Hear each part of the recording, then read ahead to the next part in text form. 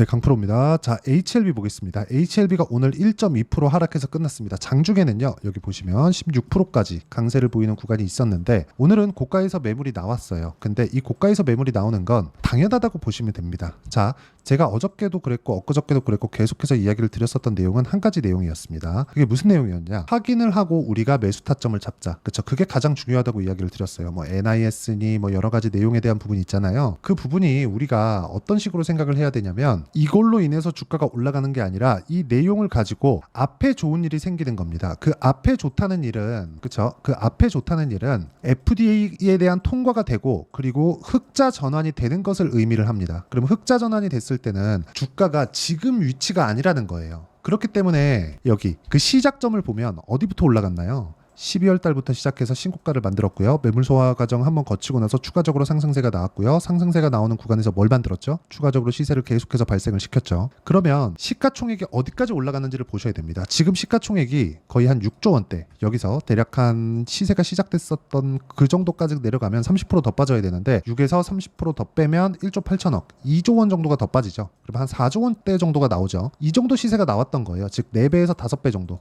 그렇죠. 그 이상의 시세가 나왔던 겁니다. 이쪽 구간에서 우리가 꾸준하게 수익을 내기 위해서는 미래 가치를 가격이 먼저 반영하는 상황을 먼저 알아야 됩니다.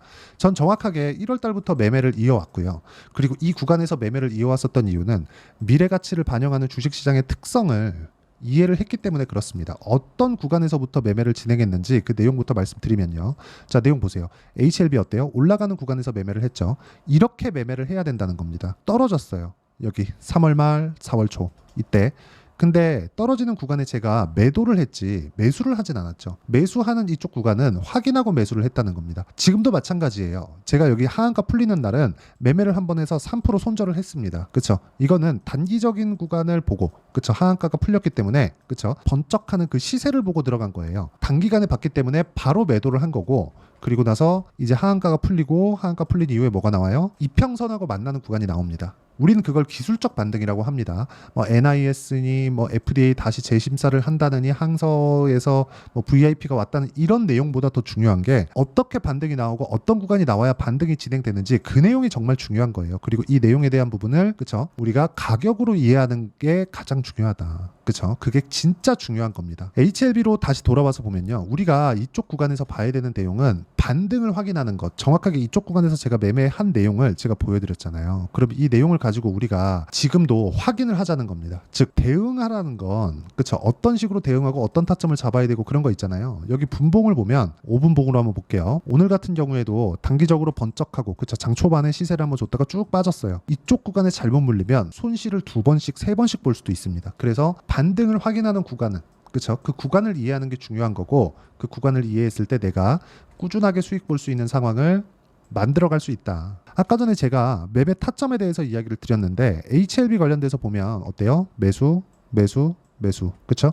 매도, 매도, 매도. 이렇게 계속해서 만들어내고 있고 4%, 13% 이런 상황을 꾸준하게 만들어가고 있습니다. 그리고 쭉 보면 1월 달엔 30%씩 이렇게 수익이 터집니다. 즉 올라가는 구간에 매매했을 때 이렇게 만들어낸다는 거예요. 지금도 마찬가지라는 거고, 지금 나오는 HLB의 실시간 타점, 그리고 전체적으로 제가 이쪽 구간 있죠. 신고가 구간부터 공략을 했죠. 여기서는 기술적 반등이 나오고 이평선을 만나고 나서는 주가가 다시 떨어질 수 있고 다중바닥을 만들고 나서 본격적인 시세가 나올 겁니다. 그렇죠? 다중바닥을 만드는 데까지 2달에서 3달 정도가 걸립니다. 이걸 인정을 하셔야 됩니다. 그래서 이 구간 동안 내가 가격을 어떻게 확인할 건지 그 내용에 대한 부분을 여기 소통방에서 모두 공유를 하고 있고요. 소통방에서 진행하는 내용을 보면 여기 시장가 매수 8시 46분 이렇게 진행이 됩니다. 장 시작 전에. 자, 그러면 이렇게 진행되는 이유가 뭘까요? 신고가 구간에 있는 종목군들을 공략을 하기 때문에 장 시작 전에 제가 공유를 해드릴 수 있는 거고, 이렇게 진행하는 내용에서 내가 이해하고 판단하려면 가격에 대한 이해가 필요하다. 매매하는 과정, 그리고 HLB의 반등 구간에 잡을 수 있는 타점을 내가 이해가 안 된다. 그쵸? 어떤 식으로 잡아야 될지 모르겠다 하시는 분들은 제가 여기 소통방에서 실시간 타점, 그리고 전체적인 신고가 종목에 대한 이해를 시켜드리니까 구독과 좋아요 눌러주시고요. 상단에 있는 전화번호로 구독 또는 10억이라고 문자 보내주시면 제가 소통방 입장 링크를 순차적으로 공유를 해드리도록 하겠습니다. 자, 이렇게 제가 왜 이야기를 드리느냐, 타점에 대해서 이해를 해야지만 꾸준하게 수익을 볼 수 있기 때문에 그렇고요. 타점에 대한 이해는 아까 전에도 말씀드렸지만 미래 가치를 반영하는 주식시장의 특성 때문에 그렇습니다. 그러면 이런 부분을 내가 가격이 먼저 반영한다고 이야기를 드렸잖아요. 즉 신고가 구간부터 발생을 하기 때문에 HLB는 그걸 딱 뒤집어 놓은 거예요. 무슨 얘기냐면, 자, 12월 달에 신고가를 만들었죠. 그리고 나서 시세가 꾸준하게 유지가 된 구간이 한 달, 두 달, 세 달, 석 달입니다. 석 달 이후에 뭐가 나오나요? 조정을 받았어요. 근데 조정을 받고 나서 너무 가파르게 떨어졌죠. 그러면 이동평균선과의 이격도가 벌어진 거예요. 하방 이격이 벌어진 겁니다. 그러면 올라가는 상황이 나오는데 왜 나옵니까? 기술적 반등. 그쵸? 자, 주가가 돌파를 하고 나서 이렇게 떨어집니다. 그럼 왜 떨어져요? 눌림목. 그쵸? 지금은 눌림목의 반대라고 보시면 돼요. 눌림목이 나왔을 때는 최소한 우리가 올랐다가 다시 빠져요. 왜? 고가를 낮춰야 되는 쌍봉의 움직임이 나와야 되기 때문에 그렇습니다. 그러면 이걸 딱 뒤집어 놓으면 지금 뭐예요? 저가를 낮추는 게 아니라 저가가 높아지는 쌍바닥의 움직임까지 기다려야 됩니다. 그럼 상황이 나올 거예요. 하지만 쌍바닥을 만들기까지는 반등이 충분히 나와야 되고, 그 반등이 나오는 꼭지점은 20일 이동평균선이 될 겁니다. 그래서 20일 이동평균선은 매일매일 바뀌죠. 바뀌기 때문에 내가 얼마에 매수하는지에 따라서 매매 전략이 바뀌어야 되고요. 여러 가지 내용들, 오늘 같은 경우에도 바이오 포럼이나 그런 내용들이 있는데 그 내용에 대한 부분을, 그쵸, 소통방에서 제가 가격 기준에서 이야기를 다 드리고요. 무엇보다 신고가 구간에서 제가 꾸준하게 매매를 이어갈 수 있는 방법에 대해서 이야기를 드리도록 할 테니까 상단에 있는 전화번호로 구독 또는 10억이라고 문자 보내주시면 제가 소통방 입장 링크를 순차적으로 공유를 해드리도록 하겠습니다. 자, 어떤 식으로 제가 매매가 진행되는지 그 내용에 대해서 이야기를 드렸습니다. 이 내용을 가지고 HLB를 보면 다시 말씀드릴게요. 신고가 구간부터 시세가 시작된다. 하지만 신고가 구간은 확인하는 거다. 확인한 이후에 눌림목이 나오고 눌림목 이후에 반등을 주면 이 반등 구간에 돌파하는 구간을 공략하는 거고요. 지금 같은 경우에는 먼저 떨어졌습니다. 그리고 여러 가지 재료들이 나오고 항서제약 관련된 내용이 나오고, 이번 달에 항서제약 관련된 이슈가 발표되고 내용에 대해서 나온다고 이미 다 밝혀진 내용이에요. 그러면 이걸 이렇게 보자고요. 항서제약이 무언가를 했을 때 지금 그냥 올라가서 상황을 확 반전시킬 수 있을까? 아니요. 자, 보세요. 역배열 구간에 있을 때 주가가 올라가나요? 안 가죠. 뒤로 해서 보더라도 정배열을 만들고 나서 장기 이평선을 돌파합니다. 그리고 나서 쭉 돌려보더라도 신고가를 만들고 나서 추가적인 시세가 나옵니다. 여기까지예요. 그러면 지금은 주가가 빨리 올라가서 대략 한 이쪽 구간 있죠? 9만 원대. 여기서는 놀아야 최소한 정배열 구간을 빨리 바꿀 수 있죠. 근데 그러기에는 지금 어렵습니다. 어렵기 때문에 지금 충분히 주가가 올라가는 구간, 그리고 22평이 떨어지는 구간, 이 구간에서 61평과 22평선의 배열도를 바꿔야 돼요. 21평선이 위쪽으로 올라가는 상황까지 기다려야 됩니다. 그렇죠? 그 부분이 정말 중요하니까 그 부분 이해를 하고 계시면 되고요. 무엇보다 중요한 내용은 주식시장은 미래 가치를 먼저 가격이 반영합니다. 즉 지금은 되돌리는 그런 상황이 나온 거고, 이걸 반대로 이야기를 하면 FDA에 대한 기대감이 아직까지 남아있다고 해석이 가능하기 때문에 지금부터는 반등을 공략한다. 반등한 이후에 정배열 구간으로 전환되면 추가 시세를 공략한다. 딱 여기까지예요. 그리고 나서 FDA에 대한 기대감을 제외하고 보는 겁니다. 그랬을 때 우리가 다른 종목에서도 수익을 낼 수 있다는 점, 이 부분이 가장 중요합니다. 이거 진짜 기억을 해 놓으셔야 돼요. 그리고 이렇게 가격, 그리고 기다렸다가 타점을 잡는, 그리고 확인하고 타점을 잡는 그 내용에 대한 부분을 제가 아까 전에 말씀드렸었던 여기 소통방에서 다 공유를 해드린다는 거고, 이 소통방에서 공유를 해드리는 원리가 있겠죠. 이렇게 타점을 잡는 그 원리에 대한 부분은 여기 HLB의 가격과 단기 보유 전략, 단기는 2주 동안에 변화하는 가격대나 이런 것보다 수익 전환을 의미를 합니다. 2주 안에 수익 전환 시켜야 돼요. 물론 오차 범위는 존재합니다. 근데 이것보다 더 중요한 게 뭔지 아십니까?